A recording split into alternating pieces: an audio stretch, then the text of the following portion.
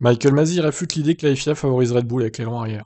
L'Australien répond aux allégations de Toto Wolff. Toto Wolff a regretté ce week-end que Mercedes avait été disqualifié pour un aileron arrière non conforme après avoir vu Red Bull apporter des modifs à 3 reprises au sien sous régime de parc fermé lors des dernières courses. Les commissaires ont expliqué que si l'équipe Mercedes était venue d'elle-même voir le délégué technique Joe Bauer pour demander la possibilité de corriger le problème de DRS, elle y aurait été autorisée sans pénalité. Masi, directeur de course, confirme que Bauer transmet les rapports de manière transparente. Il se pourrait que la direction de course finisse par demander à Red Bull de modifier de manière permanente son aileron. Tous les rapports que Joe envoie en tant que délégué technique avant la course expliquent clairement les réparations ou le remplacement qui peuvent se produire dans des conditions de parc fermé. Et c'est clairement indiqué que pour que tout le monde puisse le lire. Donc, de ce point de vue, oui, nous avons des demandes régulières. Et lors d'un week-end avec une quali sprint, c'est évidemment encore plus important en raison du moment où le parc fermé commence. Donc, de notre point de vue, nous traitons chaque demande de manière cohérente, nous examinons chacune d'entre elles. Si nous voyons que quelque chose est systématique avec l'équipe sur plusieurs événements, nous leur demandons d'apporter des modifs permanentes à cette pièce. Selon Masi, la Red Bull est pour l'instant dans le cadre de ce règlement et de cette manière de l'appliquer.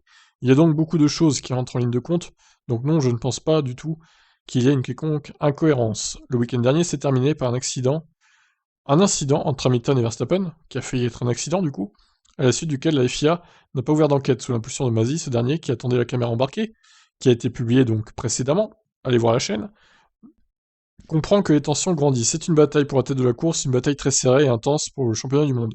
Et je pense que tout ce que nous avons vu ce week-end entre les deux équipes ne fait que s'ajouter à cette situation.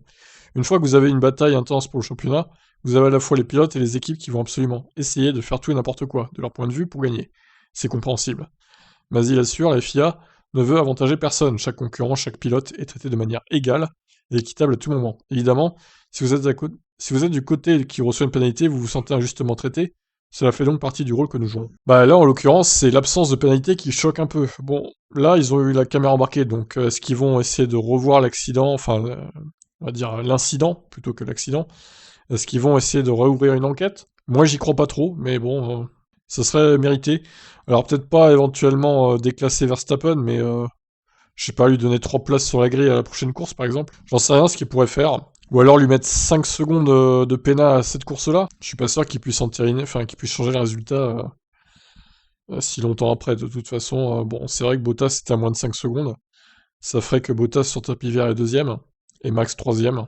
Bon, je sais pas ce qu'ils vont décider, en tout cas, Masi réfute évidemment que la FIA favorise Red Bull. Qu'est-ce que vous en pensez, vous? Est-ce que la FIA favorise une équipe ou une autre? Ça pourrait être Mercedes aussi, d'ailleurs. Certains disent que la FIA favorise Mercedes, donc dites-moi en commentaire ce que vous en pensez. Ciao, ciao.